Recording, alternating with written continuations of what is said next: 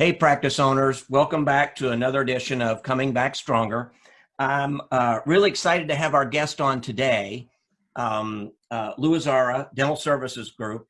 And the reason I thought of Lou was, in going through all the things and all the little subgroups within dentistry and the topics and what people do, one of the things that can get lost is labs. So Lou is in charge of a very interesting lab.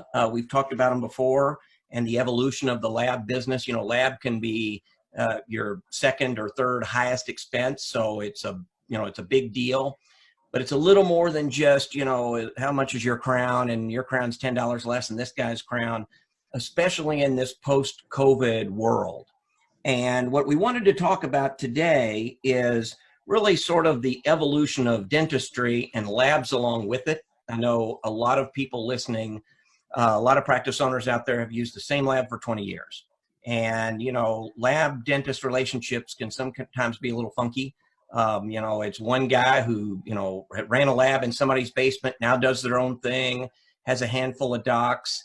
And as the lab industry in general has evolved to deal with very expensive equipment, maybe very expensive materials, new technologies, new workflows, you've been able to get along with that for a while. And as sort of the economic world shutdown happens, there are a lot of dental practices that won't come back, and there are a lot of labs that just can't come back. They're small businesses. And there are a lot of restaurants that won't come back. And so now more than ever, one of the things that occurred to me was, and the reason I reached out to Lou was the uniqueness of the lab industry along with the dental industry. And what DSG does is, and we're going to ask Lou to sort of explain this, is they have a national footprint, but they focus very much on the local aspects of the lab. And not to take Lou's sort of thunder, but the approach versus, as opposed to saying, hey, we're a national lab, you have a relationship with the UPS guy and your cases all go to, I don't know, California, wherever they might go.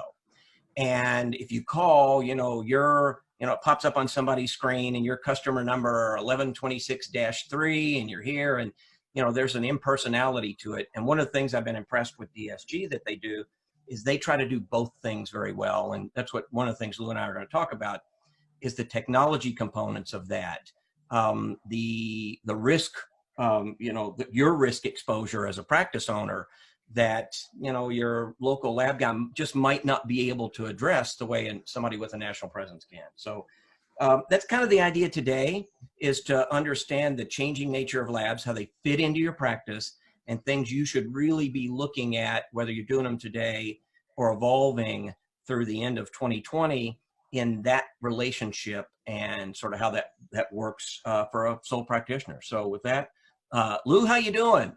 Wonderful. Boy, it's so good to see you, Steve. It's been I've thought of you quite a bit through this journey as we've navigated some tough decisions, and something that resonated with me years ago as I followed you, and is just the pre-planning and investing yourself, and investing, more importantly, your philosophies on leadership.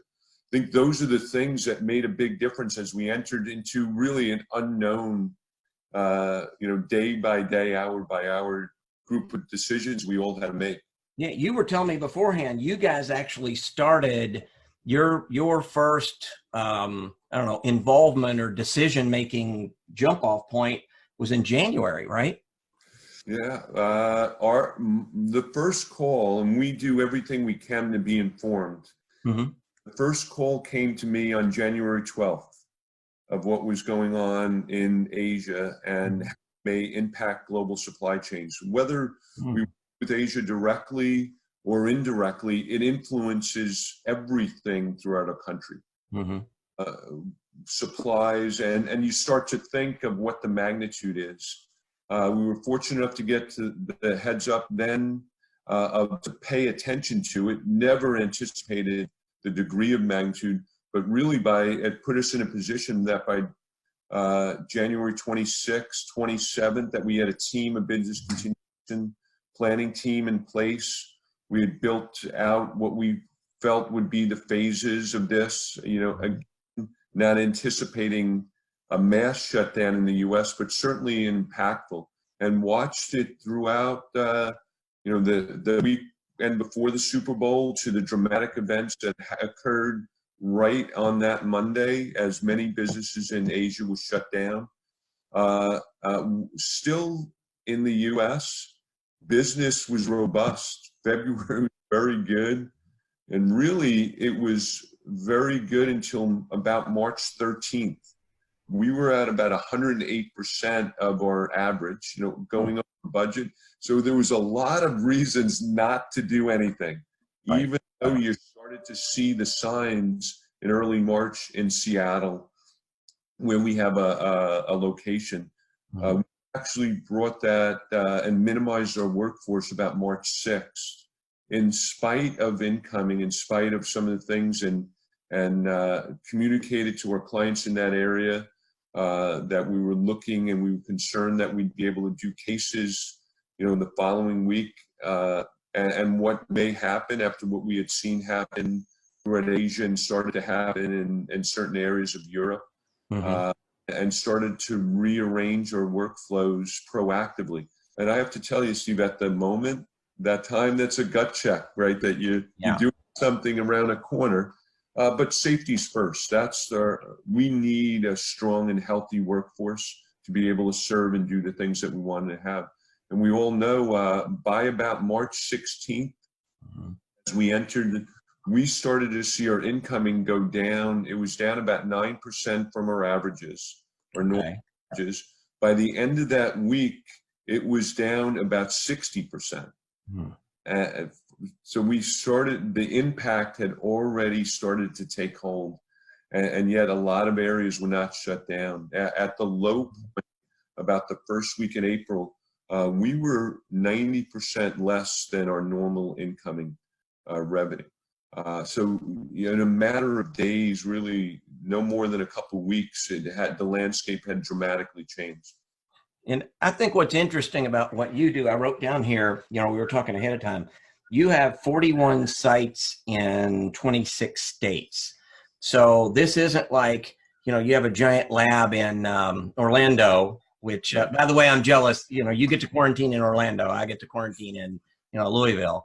But you've got all these, for lack of a better term, local or regional footprints and labs. So it's not like you're going out to a giant building and saying, okay, everybody, go home.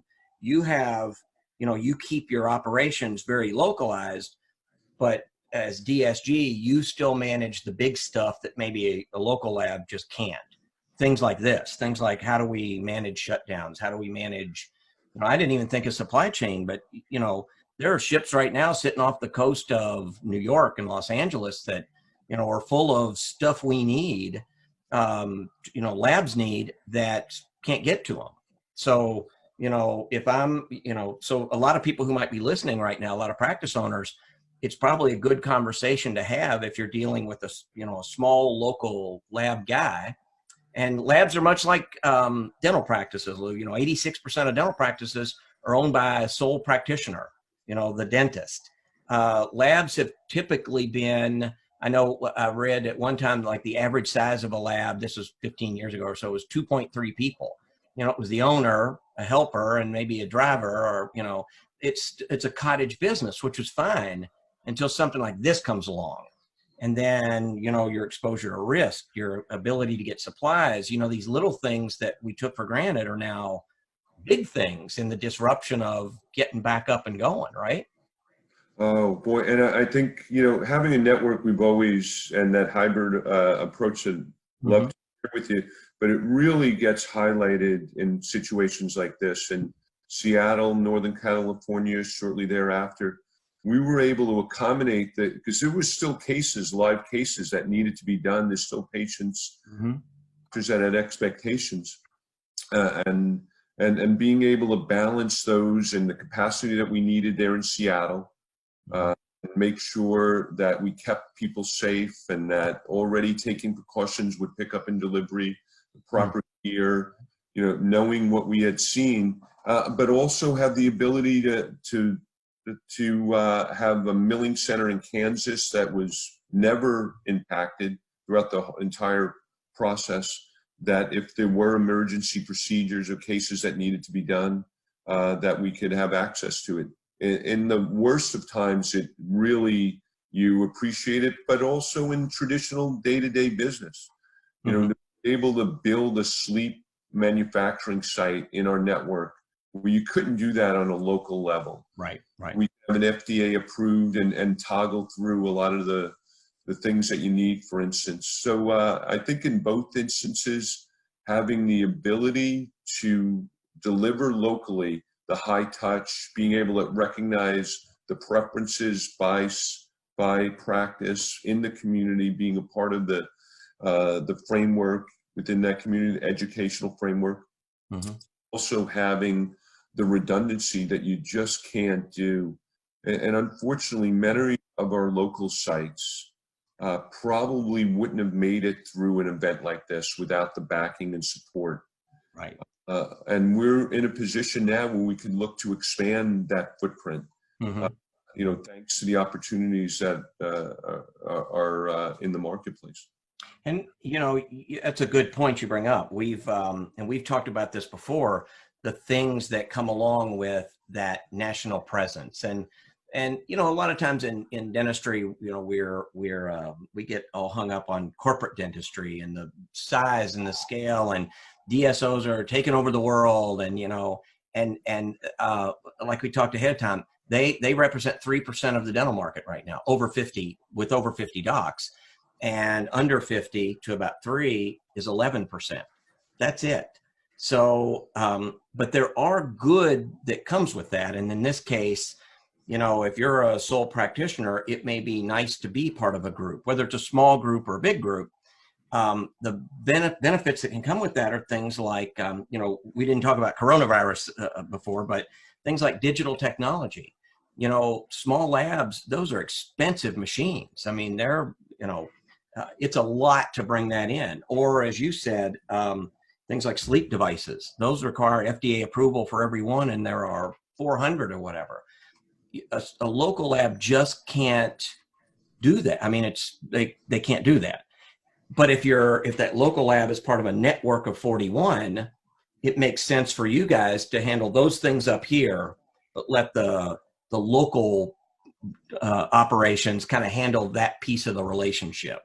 So maybe that's a good question. What are some of the things like digital technology?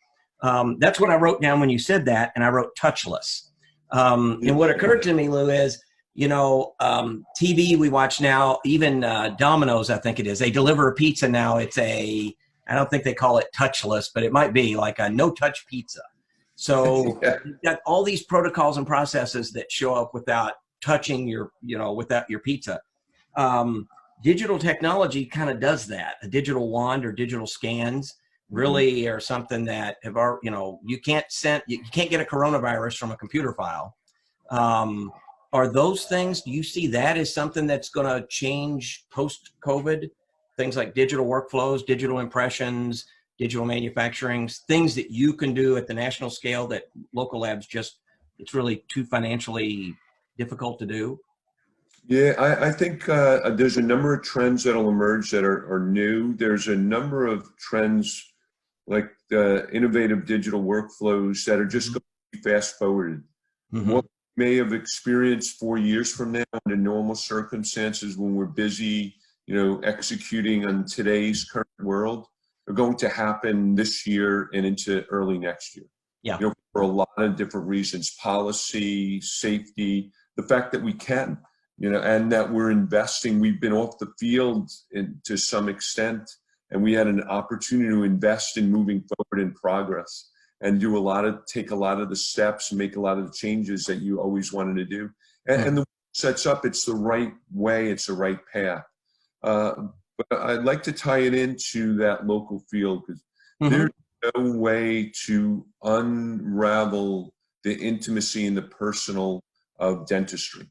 Right. At the end of it, that no matter what structure that it's under, it's the clinician and the patient and the clinician's team. Every part, and that doesn't discriminate whether it's under a DSO umbrella or a private practice. That intimacy exists in dental healthcare, and lab has to be both. You know, you need the umbrella of the size, but without disregarding that local DNA. and what a doctor inherently has been. We have many clients that's 30 plus years with that one laboratory. And if we come in as a corporate structure and rearrange that DNA, it changes the experience that the practice has been calibrated to.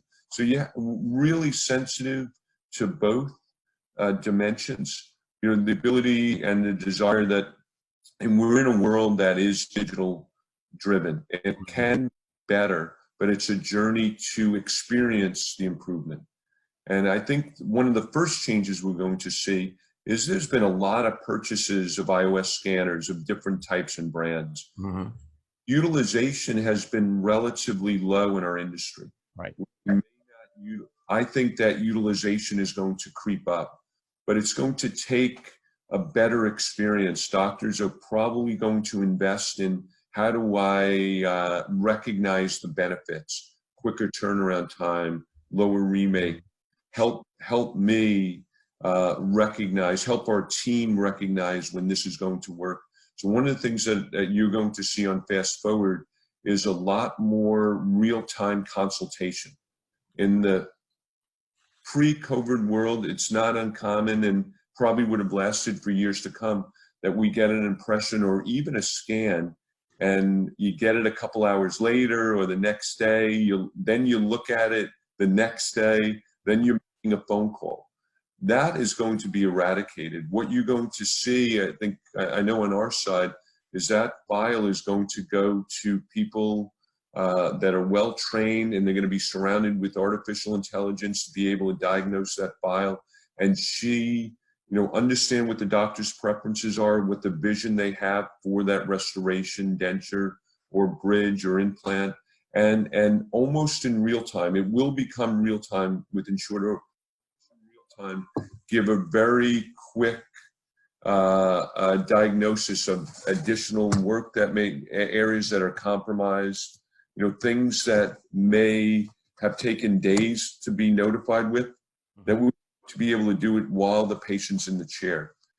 I think digital technology helps in the delivery, and there's so many other benefits having the file, but starting that journey gives you access to what the future holds as technology emerges, and more importantly, getting into the habit, scheduling the patients, having the office calibrated that, hey, we're scanning this patient and it's not a special, unique circumstance. This just becomes our standard operating procedure, and you work your workflows around that.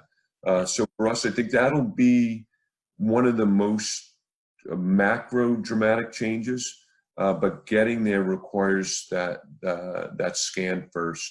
I think the next thing that you're going to see is really, as you pointed out, and what we recommend to every doctor is when that case arrives into my office, how is it arriving? What's the packaging like? How has it been taken? Is it clean? Where has it been? Whose hands has it touched? What's your standard protocol before anything at all, whether it's a pizza or a case, or it's someone delivering a case? What are the things in place? And I don't think it's going to be too far-fetched that anyone from our organization arrives at an office. Certainly it would be vetted. Do you want us there? And if you want us there, here's the background. Was someone, there's going to be basic protocols that are going to have to be followed. And if it's delivered through a courier or any other means, what did we do to safely safeguard? And if we are using a supplier, what are we doing to vet out where that package has been? I think those are the things that we don't think about, but we're going to not only think about, we're going to manage them. We're going to be actively engaged in them. We're going to do site visits to any partner that acts as an intermediary. We've built an entire supply chain safety team, around some of the considerations that we're going to have to take in place. And I would encourage any doctor to ask those same things, not just to the laboratory, to their suppliers, but most importantly, to your laboratory. Right. And those are things that are supposed to have been. So here's what I've noticed. There are things we were supposed to have been, I'm going to use air quotes here, supposed to have been doing all along in terms of infection control. And we were kind of doing them, but at the end of the day, nobody notices, and we're, if we do them sometimes and we don't do others, it's okay. In a dental office now, your patients have a heightened awareness of their health and healthcare and things like dental aerosols and PPE. And, those are things that 3 months ago, Lou, if you got 1,000 people in a room and gave them a test and said, what is PPE? 999 would have failed them. And the one guy just was an OSHA inspector or something. Today, I was looking, in fact, this morning, some of the trending searches with dentists. I work with a lot of SEO people. PPE and and dental aerosols are in the top 10 of search terms. Who in the world could have ever thought of that? And why that's relevant to a practice owner today is that in that chain of infection control, you have a lot of liability. And if your lab guy sort of does it, but sort of doesn't do it, but does it when he can, but he's in a hurry. And, that's not a criticism of your lab guy. It's the nature of the lab industry. They just, it's evolved from, lab industry is an interesting business in my world. It evolved from, here's a dentist and they had a lab guy in the basement, and in order to make he couldn't make a living at it. So he took on, the guy down the street who was buddies. So now he's a commercial lab, and there's, he has 2 docs. Then he grew to 6 or 8. And so we're at that point where it's not about just making crown and bridge or dentures anymore. It's about technology is so expensive, you just can't do it. And infection control risks are real and important now. And you can't just sort of say, no big deal. It is a big deal. Which brings me sort of a question about things like infection control and PPE. What should a practice owner who's watching this know about that lab interaction? Or what should they maybe ask their lab? Or what are things that are integral that didn't exist maybe 90 days ago? Yeah, great question. And like, as you said, it's always things that we should, and a lot of us on the lab side, that was a must. Infection control was always, we've taken that to a new height, and having safety internal audits and external audits on an ongoing basis. Those will just be escalated. They'll be longer. We'll build management systems around that, to ensure that they evolve and that they're updated. But I would encourage, and I know you have a very learned audience and very astute following. I would encourage just a basic checklist that the office could, first and foremost, ask them what are their safety procedures. Do you have a safety playbook? Do you subscribe to any, whether it's SafeLink or some type of body that comes in and does internal audits? And that may have felt a little invasive but in today's world, it's a very appropriate question that we're asking our suppliers, and we're certainly asking that of any of our partners that may come to the building that, that we're accountable and responsible for. And I think that's question one, and be able to see, is someone actually have, a game plan in place, and they looking out for the best interest of the people in their building. Not relying on a laboratory. The laboratory needs to be there to be safe, to be able to serve, and it needs to be healthy and needs to take care of your people. That I think, the other things that I would encourage you is the materials that people are using. Okay. And making sure that, you're not, that you're just aware. You can make an argument for a lot of different materials, but you want to be aware of what's in place. And I think it's important. Third, what's your contingency plan? What happens if the power goes out, let alone a pandemic? What do you do, and how does that impact the work that's in your building, and how does it impact my practice as I'm going forward? These are very fair questions that one of us, as an integral part of the doctor's ecosystem, should be able to answer and rely on. And then I think a very practical question in today's world are turnaround times, and making sure, because the premium of time for a clinician is just skyrocketed.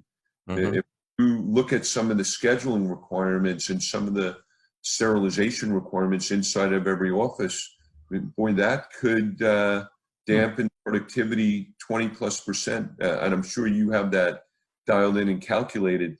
So when we get it wrong, the cost of that is skyrocketed. It was always high, and it's something that you never wanted to do, but it becomes much more important in today's world to really get aligned on what type of restorations, what the turnaround time, the predictability of that site, to ensure that you're not losing opportunity costs if a patient's there and a case is not, or if the case remakes that may be on a national average, according to Dr. Christensen's, the CRA research, about 5%, that's way too high. There's things that you can collaborate with your laboratory, whether it's through digital, whether it's through communication, and really honing in preferences. I would suggest too that everyone sit down with their 1, 2, 3 lab partners and make sure that the preferences are understood, and make sure that they understand the work streams, who's involved with my work, who's managing, how do we want to communicate back and forth. Many doctors are really, really, really good at that, and it's almost on autopilot, but those are the moments in time where you want to double check.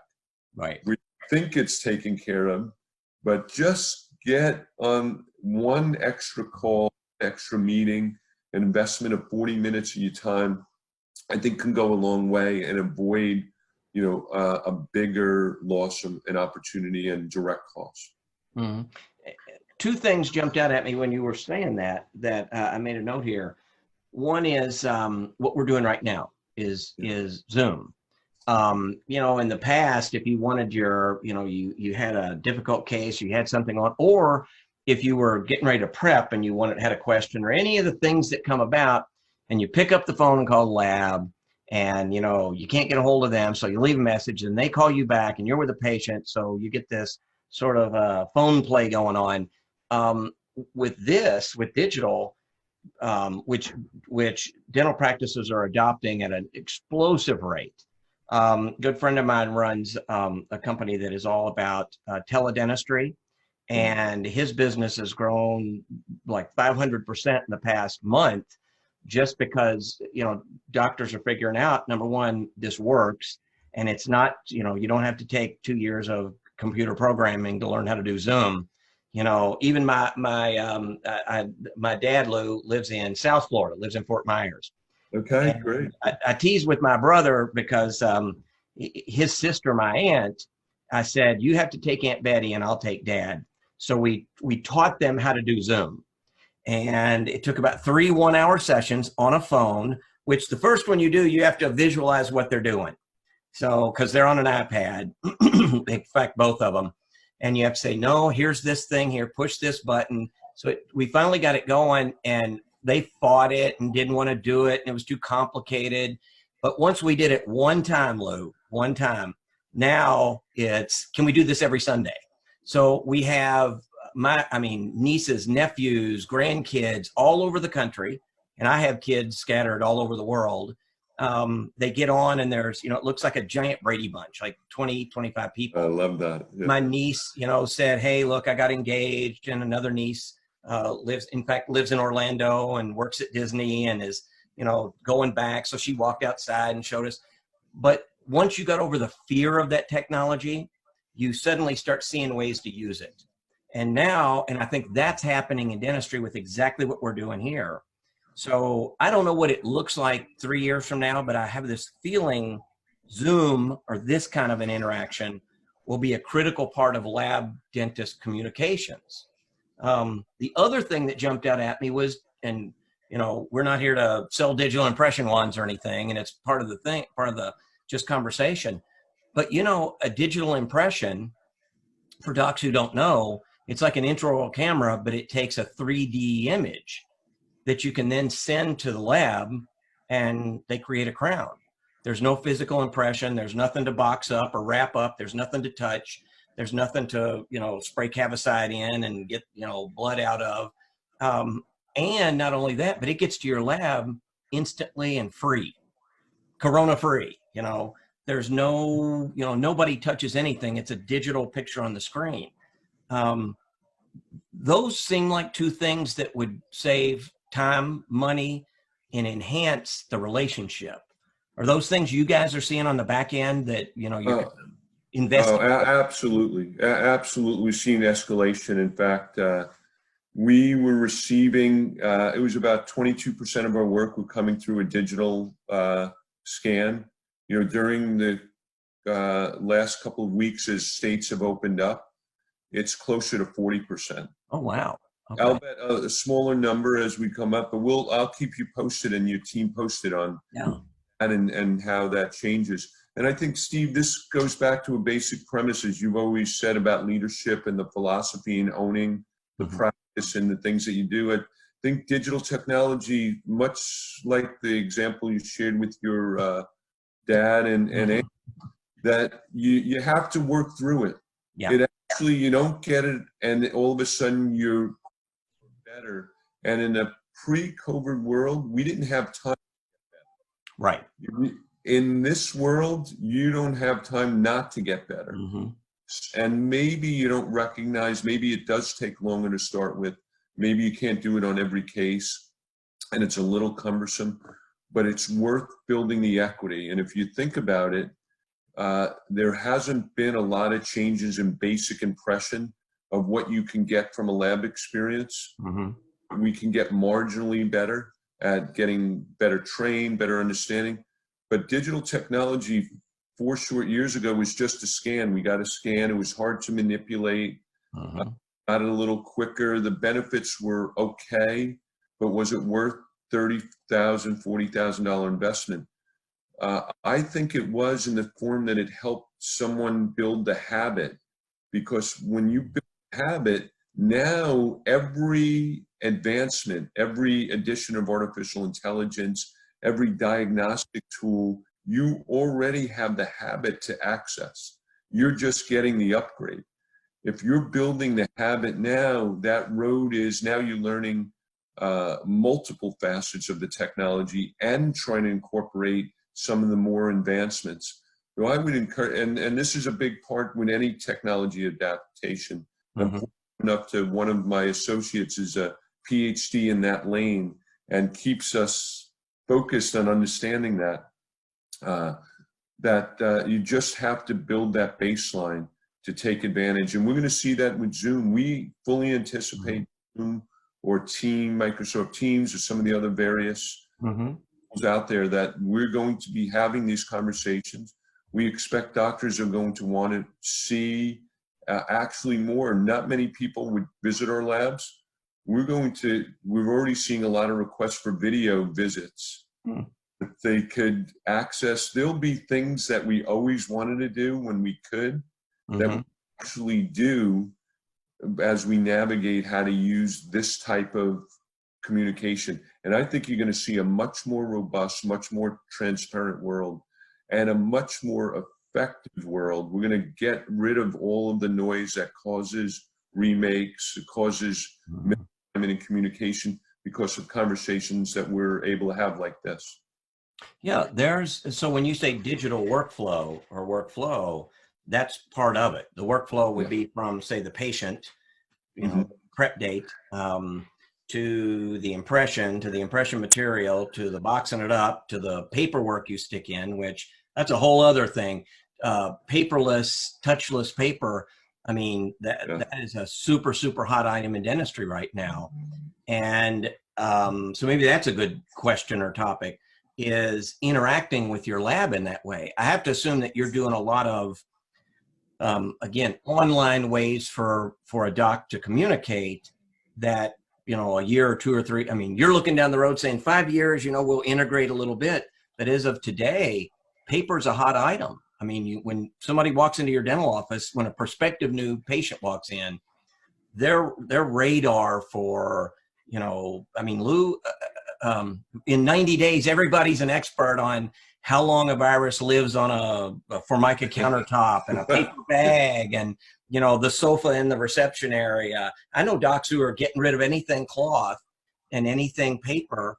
And so you've got I mean, really, you think about it, it just sort of came to me right now. You've got an impression that came out of somebody's mouth that is now getting stuck in a bag and some paper stuck in there with it.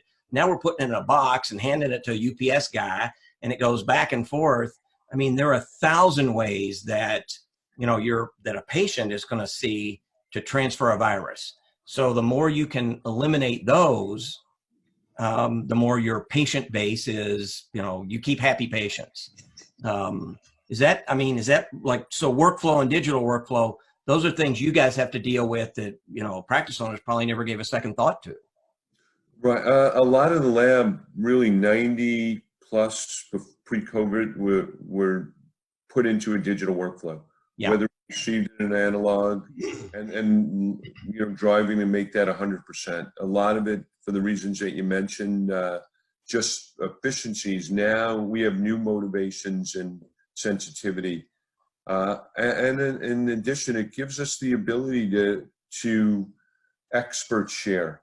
Mm-hmm. You know, having, you know, a case planning expert that could be in Boston, you know, to be able to interject in the case, you know, where it's a little bit different.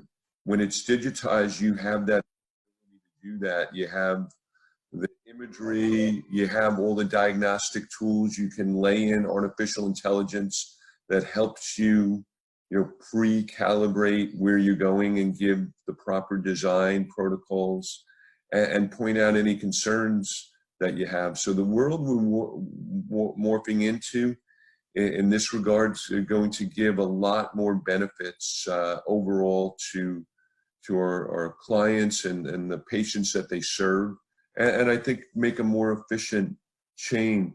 And I do think we can eliminate a lot of those risk points, the topical surfaces, and be as paperless as possible, but not lose the visceral experience that I think the industry is built on. You know, there's a lot of good arguments of why someone still wants an analog workflow.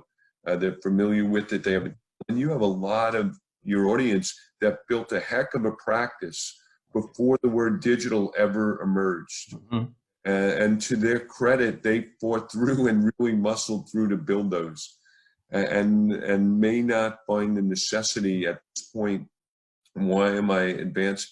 I think it is worth, and it's not a knock that where you are is not proficient at a high level, and the patient experience is not best of class. It's just the ability now to do it in this new world where you can ensure the fluidness that you built into your practice pre-COVID, and also ensure the advancements to leverage all the technology and navigate whatever policy comes down the pike. You know, whether it's airflow filtration or what PPE gear is approved or not approved today. You know, this all helps to minimize the ebbs and flows of that changing landscape. And I think more importantly, what I'm starting to hear is it's less about, so the idea of a coronavirus and spreading that was used a good word, catalyst for that. But at the end of the day, it's just a smoother workflow. And I heard somebody, what occurred to me was I was on doing one of these on a call and talking about a paperless office. And somebody said, oh, you can't, you know, you just can't do this. It's too hard in a dental office. And, you know, we need to invent the technology and all this. And the guy who did it said, have you ever been to like Panera Bread or was it Qdoba? From the time you walk in, say you're going to do something, you know, here's what I want. It shows up at the end. There's a little iPad that you touch and you give them a tip and you leave. And if you want a piece of paper, that's fine. They'll give it to you, or they'll just hit it. And, you know, while you're standing there, Lou, your phone vibrates and you realize, oh, I just got my receipt. I mean, the technology exists already to have that whole workflow. We apply it to, you know, going to Qdoba, but we don't apply it to the dental office. And so I think you could, you know, you could have gotten along up to a certain point. And I think there are docs whose patient base won't care and they can get along just fine. But if you're 40 and building a practice, your patients, you know, you tend to attract a patient, you know, around your age and your style. That's a lot of mom, dad, and 2.3 kids. That's who you're attracting. This is high on their priority list right now. And in fact, I've said this before, there's a speaker kind of who speaks, Andrea Greer, and I love Andrea. And she, her business is exploding right now because what she'll do is go in and she'll look at your office, your reception area. And what she used to do is say, she had a picture, Lou, of this beautiful dental office. The reception area was, you know, it looked like a spa, and it had, you know, a beautiful chrome and glass, modern furniture and fixtures and all this. It was really fantastic. And she would always, and she has the number, she would say, you know, hey, look, doctor spent $57,000 in upgrading this and it looks beautiful. And, you know, does everybody like this? And, you know, you all raise your hand and say, yeah, it looks amazing. And she goes, now, if I'm a mom with 3 kids, I'm going to tell you what I see. And she walks through this. And the first thing is that coffee table is awesome, but I imagine one of my kids knocking their Legos right through it and it breaks into a million pieces. And you see this over here, this is a sharp edge. I can imagine one of my kids falling and getting cut on. And she goes through this whole process, and suddenly you realize the thing that you thought was awesome is, unless you're a mom with 3 kids, imagining all the dangers in this dental office. It has nothing to do with your dentistry.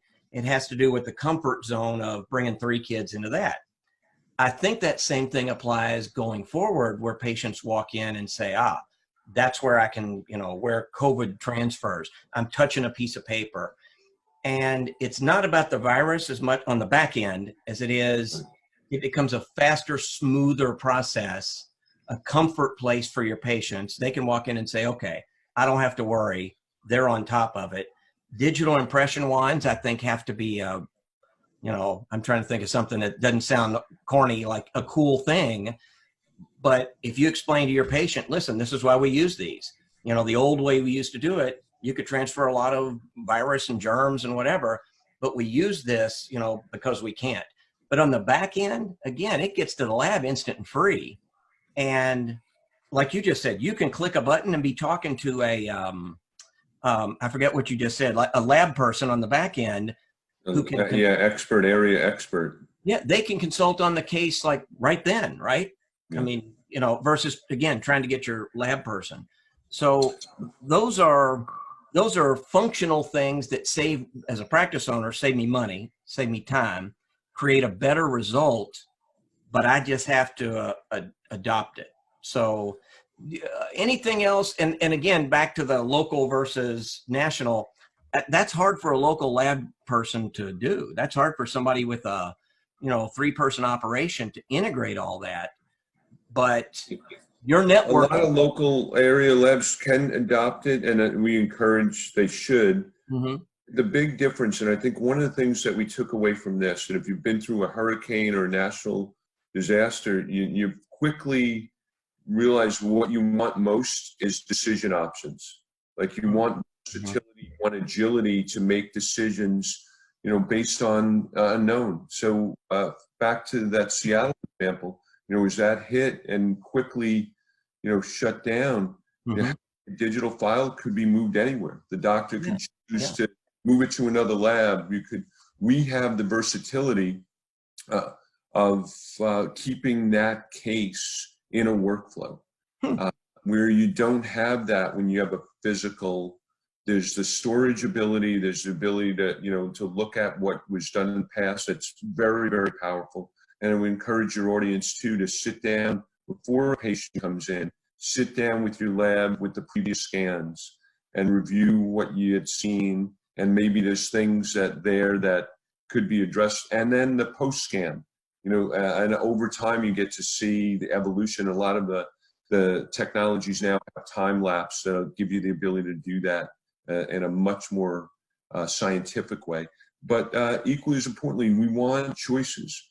When a fire, earthquake, whatever it may be, or a pandemic hits, the best defense is, one, the leadership principles that you spoke, and being prepared as best you can. But in lieu of that, you want versatility. You want as much maximum decision-making possibilities.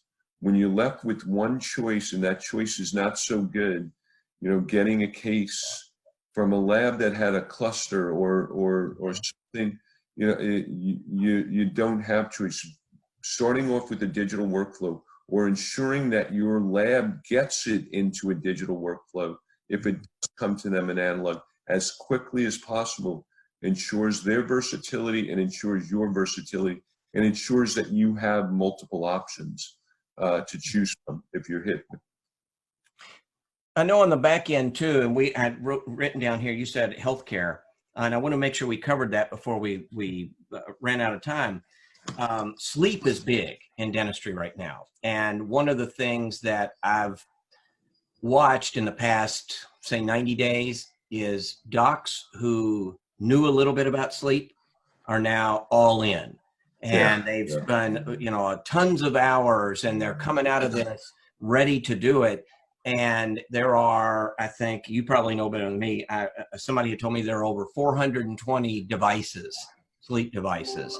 And all of them have to have FDA approval and all of it. So you take a sleep course and you know how to make the Dr. Jones device. And then you come back and ask your lab guy and he says, sure, I can make that. And he looks at it and says, that's awesome. But then there's that pesky little FDA approval thing that you got to go through, which is expensive and time consuming and they can't do. That again is one of the things that you guys do as with a national umbrella, we'll call it. I just made up a term for you there. The national umbrella is the local labs that you have, the 41 local labs you have, they now have the resources to say, sure, we can do it. And so as a practice owner, now they can do your whatever device it is. And as you're integrating sleep into it, and you need that lab partnership more than ever, it expands beyond maybe removables, crown and bridge, into new things that you're doing in your practice. So anything going on there you can share? Oh boy, sleep is exciting and has been exciting. And I think just, I know personally, I feel this way, and my colleagues at DSG, dental healthcare is an integral part of overall healthcare. I think what we're going to find as the world becomes more preventive in nature, and this is really highlights the reasons why we're cautious for checking things like paper, as you referenced. The ultimate protection of your body and your well-being starts with in a dental practice. If you want to really prevent ourselves, and I'm a big believer that you start with great routine, great cadence of dental health care, you minimize the fact that you'll end up in a hospital bed at somewhere down the road. And we want to get serious about prevention. You have to, as a nation, you have to get serious about dental health care. And with that said, I think sleep is one of those things that fall into that lane when you get the right consultation from your clinician. And if you're going through routine dental healthcare exams and taking good care of yourself in that regard, that clinician's going to pick up and be able to properly test for things that should be addressed. Now, on the device side, you're right, it's very complex. It's about, as simple as the plastic may look and the different devices may look, the science behind that is very, very dynamic. And it does require, rightfully so, proper regulatory channels.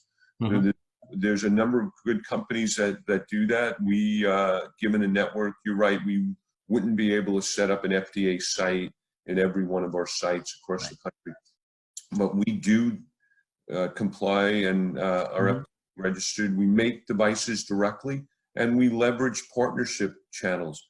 On the leveraging part, a lot of labs could have access to that, where they may not have the resources to have a specialist that could vet that, and an expert that's well trained and retrained and retrained and retrained and continuously enhancing their skills so they're up on the latest. You know, when that 401 device comes out, Mm-hmm. do you know about it? Do you know what that, do you know the implications? Do you know how to make it? And equally as importantly, do you know how to manage the workflow? You know, we need area experts that's all they do. It's not one of 10 things. It's one of one thing that they wake up and do every day. That focus, and something as serious as sleep treatment needs a dedicated resource that understands what they're doing, understands what the clinician's looking for, and understands the dynamics of how to manage that manufacturing process. I'm excited about dental healthcare. I know that we've been impacted, maybe outwardly so, and but I think when people really recalibrate and think about, they're going to reflect upon the fact that dental practices have been one of the most sterile environments that they typically go to. Mm-hmm. More conscientious, have evolved and continue to evolve and self-regulate to a very strong degree. We have regulations for certain, but many practices are way ahead of that because they're so focused on a very intimate experience. It's a very invasive experience. And that experience overall, they've always tried. So I know it's taken its knocks to a certain extent, but I think when the dust clears and we look at things in a logical way, patients are going to be extremely happy and less fearful about going to a dental practice than they would some other things that they may, like a restaurant that may venture into. Right. In addition, I think dentists are in a perfect, given their education, given their experience, given the intimacy and the depth of understanding that our industry has of the oral environment, they're in the perfect position to be the ultimate preventative healthcare solution. And I see dentists at the top of that pinnacle when it comes to healthcare. Well, and that's implants popped in my head while you were talking. All the things they're evolving rapidly in dentistry. You know, the value that you guys bring, again, where we, to kind of come full circle, is in that the resources at a national level. And that means, financial things you can explore, things you can invest in, things that you can figure out that at a local level, we've just gotten sort of beyond that. It's just hard, it's just hard or impossible to do. That practice owners who are going through exactly the same thing, especially if you're building an emerging group or a small group and you're now 3 docs and you want to add a 4th and a 5th and a 6th and locations around town. And now your lab becomes more than, cobbling together 3 or 4 local people. That's a difficult thing. I even read, and maybe you know this number, like the average age of a denture technician is, it's 55 or 56, or do you know what that number is, Lou? It's way up. I don't know precisely, but you're in the bowl. It's, or low. Yeah, and think about it. We have 250 denture technicians. Yeah. Right? We have to continuously involve that and look, how do you leverage the experience? Because you speak about people that may have seen 10,000 different denture cases. That's forever valuable. Right. Utilizing their skills not in front of a flask or a burner as it was years ago, but in front of a printer or a design station is really where you want to hone in that expertise. And how do you share that knowledge? How do you take someone that we're recruiting and developing and instill them with the knowledge of someone who's seen 10,000 cases? Yeah. In today's world, it's a lot easier. It's going to be very challenging, particularly on the removable side. And that may be some of the things that you see escalating here through this process. So, that's already a significant part of a business. We're one of the largest providers of removables across the country. It's 40% of our business. So we have a lot of area expertise. We're scaling that up, and that is a very unique lane. Like what's implants, which we particularly fond of, and you enjoy a high degree of expertise and a lot of experts in those lanes. Removables is still the back and forth. You still need to be in the local market to a large extent to be able to deliver. But we like to get it digitized as much as possible so you can actually speed up that local service and allow someone in any area of the country experience that depth of technical expertise that comes from someone who's seen 10, 15,000 cases of dentures in a lifetime. It really is, when you think about the dynamic between practice owner dentists and their labs. It's a very unique relationship, usually long term. It's just this unique dynamic that I think, as you said early on, there's a lot changing right now, and that's probably going to be one of the big things to change is the value you get out of both. It's still about making or finishing that case and that patient at the end of it, but now there's so much more that's going to go into that you just have to be conscious of. That a lot of docs we talked beforehand, a lot of docs are just not coming back. It's going to be a lot of work, and they've already done it for 40 years. So, go ahead and retire early. They had a note here to make sure that we mention, you have a checklist. You guys are putting the polish on, the final touches, that I wanted to make sure. I know you offered it up to anybody who's listening. You call it the Back to Work Playbook. Is that right? Back to work. Yeah. Back to work. How does that, and I've got here that they can get it at, and we'll put the link below, dentalservices.net. And then at the very bottom, it says sign up for DSG updates. And again, we'll put the link straight to that. But what's that playbook look like? What's sort of in that? Well, the original focus was internally, just to help each and every one of our sites and make sure we're complying with the state and local registry, and more importantly, intensify that.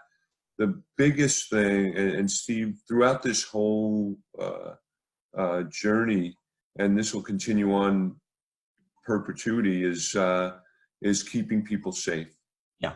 That's the number one focus. You can't serve if someone's coming down with something, and you serve certainly if compromised more than one person. So bringing people back in the right environment under the right conditions. Every single person has to go through safety training to enter one of our buildings, and we'll continue to do that. And we'll have built a safety management team as an outcome of this event, that we've always had OSHA compliance and general safety. Now that operational team will actually have authority over the entire operation, because that'll come first and foremost. There'll be no compromise. How we come into the building, how we enter the building, where we sit, what the workflows are like, all mapped out. So we've also working with a lot of our client partners, and like to extend it to your audience as well.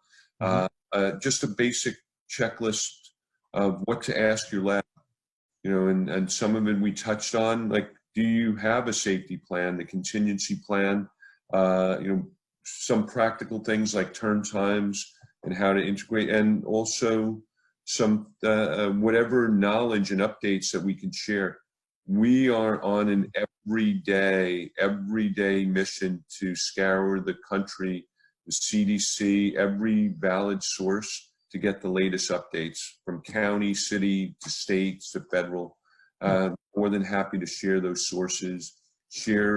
We have someone full-time that's their position, to make sure that our team is informed, that we're out in front of the things, whether it's a number of new cases starting in that area, or it's the latest policy. whether KN95 masks are approved, not approved, the back and forth, to where suppliers, we don't work, and we certainly consume a lot of PPE gear. So whatever suppliers we're leaning on, we'd like to share whoever may need them.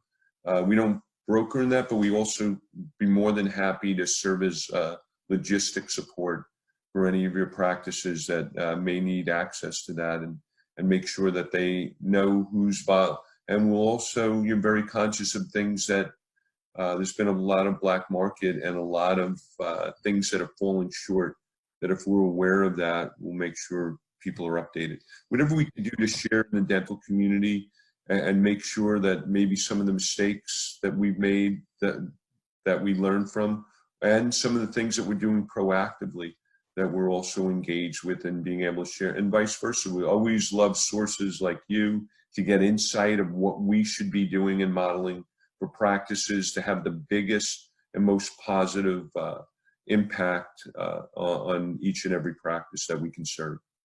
Well, and that's one of the things that I appreciate about what you guys do, and kind of watched over the years as the lab industry evolves and changes. And as we sort of draw to the end here, I want to make sure that I shared that.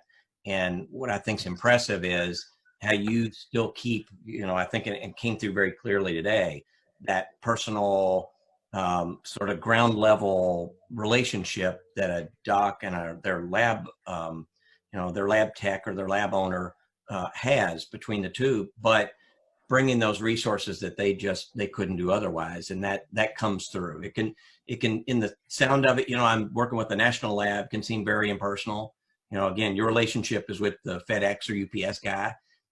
But in this case, I think you guys have done a really good job of merging those two and give me that relationship, but also backing it up with something that, my lab guy here in Des Moines or wherever just couldn't do. I mean, it's just, whether it's just, the size or the time or the money, couldn't do it. So I wanted to make sure that our viewers got that takeaway, and appreciate that. Lou, how would somebody get in touch with you if they wanted to, if they had any questions, or maybe wanted to reach out to DSG, Dental Services Group? How would they get in touch with you guys? Well, my personal direct number is on our website, and I'll make sure I share that with your audience. Okay. I enjoy, and then our 1-800 number, and through our website is probably the best way. We have outside reps that'll probably be Zoom reps going forward. That are at the ready, and a customer experience team that ranges across the entire country. And I'm sure your group has those direct contacts. Okay. And 41 different locations throughout the states they're also listed by location. Each GM is very qualified lab. We would go through extensive training and management system protocols. We're proud of the team that we have. Yeah. Very feel blessed to have been invited here, Steve. It's quite an honor. Well, thank you. And I really appreciate it. And I wanted to make sure we get this. I've got dentalservices.net. Yes. And then to get the playbook, they can go to sign up for DSG updates. And then also that would get the checklist, and really anything that comes out from you guys, which I would suggest any practice owner do. I think the more interesting thing is, as you communicate with patients about all the things you're doing, I think being able to communicate where their case goes, if they're a crown and bridge or denture or implant or sleep or whatever, where that case goes, and what, that you're conscious of the supply chain, your own supply chain. Communicating that to patients is, I think, a good way to differentiate yourself and set yourself apart. So awesome. Well, Lou, it's funny, as we were going through these, I was sort of asking, what are things we haven't covered? And, labs are one of those that just, maybe we take too much for granted. So there's all this going on in the background, and we should be paying a little bit more attention. As we talk, just kind of bringing a national presence to your labs, I think is very critical. I think the ability to understand digital, understand technology. Dentistry, a lot of that hasn't changed for decades, but I do believe, like you, I think we align on this. The digital will become, what did you say? I wrote down here, fast forward.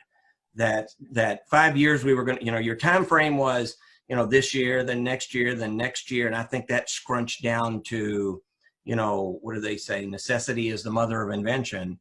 And I think that time frame will just speed up quickly. And not because of the virus, just because it works better. It's less money. It's more effective. And, we would have eventually gotten there, but we'll just get there faster. So, and then just dental and healthcare combining, I think the neat thing is you guys provide that resource on the back end for a doc who's starting to do sleep and, realizes that oral appliances are key to that.